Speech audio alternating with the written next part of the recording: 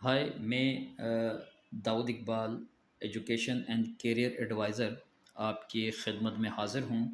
Students کی جانب سے اسٹڈی ابراڈ کے حوالے سے پوچھے جانے والے سوالوں کے ریلیونٹ جواب دینے کی کوشش کریں گے۔ اور آج ایک سوال سے آغاز کرتے ہیں جو کہ بہت کامن کویسچن ہے جو اسٹوڈنٹس کی جانب سے پوچھا جاتا ہے: can I apply for study abroad after 10th grade from Pakistan? تو اس کا بالکل سمپل اور سادہ سا آنسر یہ ہے کہ یس، آپ اپلائی کر سکتے ہیں۔ اسٹڈی ابراڈ بے شمار پروگرام ہیں جو after 10th grade from Pakistan آپ اپلائی کر سکتے ہیں۔ کچھ آپشنس اور ریکوائرمنٹس ہیں جو ڈپینڈ کرتی ہے کہ وہ کنٹری کون سے پروگرام اپرچونٹی آپ کو جو ہے وہ آفر کر رہی ہے۔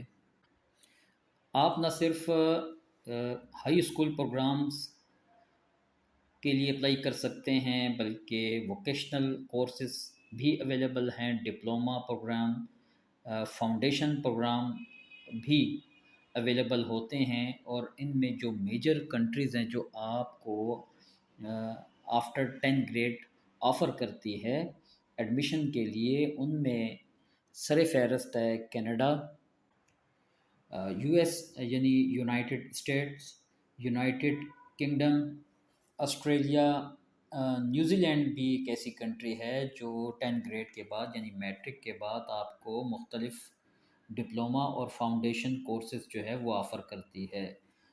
جرمنی بھی اس لسٹ میں شامل ہے، اور اس کے علاوہ ملیشیا بھی کچھ فاؤنڈیشن اور ڈپلومہ پروگرام جو ہے جو انتہائی افورڈیبل فی کے ساتھ آپ کو یہ پروگرام آفر کرتے ہیں۔ تو لہٰذا بہت اہم کنٹریز جو ہیں وہ یہاں موجود ہیں جو آپ کو میٹرک کے بعد یہ کورسز آفر کرتی ہے، اور آپ بے شک اپلائی کر سکتے ہیں۔ اپلیکیشن پروسیس پہ تو بہت آگے جا کے ڈیٹیل سے بات ہوگی، لیکن آپ نے یہاں پہ یہ سمجھنا ضروری ہے کہ اس کے لیے بنیادی چیز جو ڈاکومنٹیشن میں ریکوائرڈ ہے اپلیکیشن پروسیس کے لیے، اس میں آپ کے 10 گریڈ یعنی میٹرک کی ٹرانسکرپٹ اور مارک شیٹ ہونا ضروری ہے۔ اس کے ساتھ ایک اور ڈاکومنٹ بہت ضروری ہے جسے انگلش پروفیشنسی کہتے ہیں۔ اس کے علاوہ بہت سی کنٹریز جو ہیں وہ انگلش پروفیشنسی ٹیسٹ جیسے آئیلٹس اور ٹفل وغیرہ ان کو ریکوائرڈ ہے، آپ نے وہ بھی تیار کرنا ہے اگر آپ کر سکتے ہیں تو۔